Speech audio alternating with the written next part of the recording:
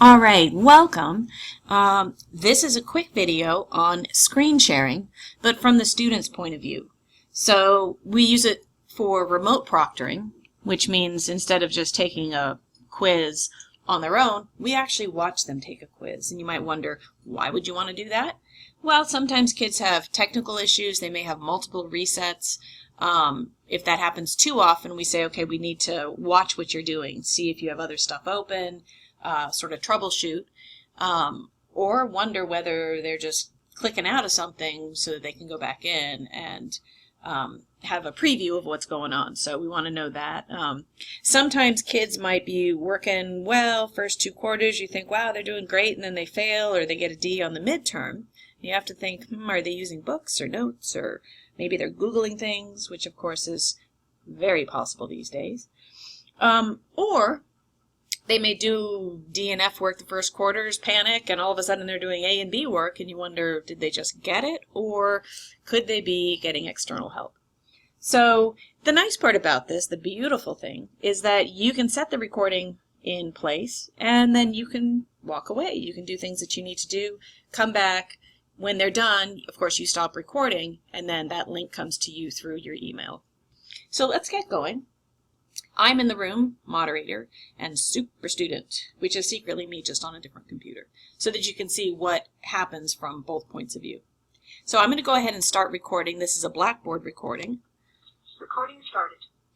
And so you tell the student, I'm going to give you permissions. So what I'm clicking on are the permissions, chatting. The most important ones for this purpose is the video permission, because you want to see what they're doing, see how they are at their computer.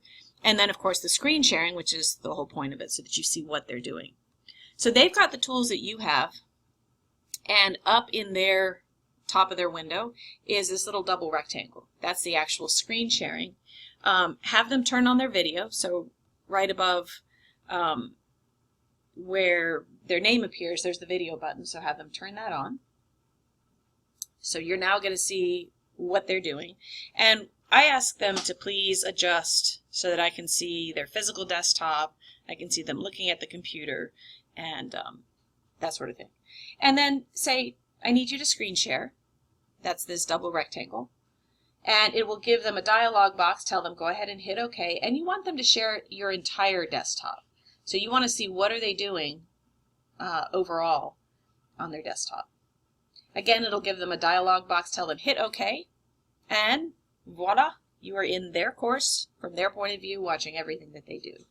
So you can have them minimize the collaborate, so you can see that descending, and then they can start. So go ahead and click on whatever quiz or test you're taking. I have the Unit 11 open in my course, and let's say they want to do the Lesson 1 quiz. So when they click begin, you can password protect these. So this one, I'll type in the password. And of course, that's them typing in the password, not me. And then they work on the test.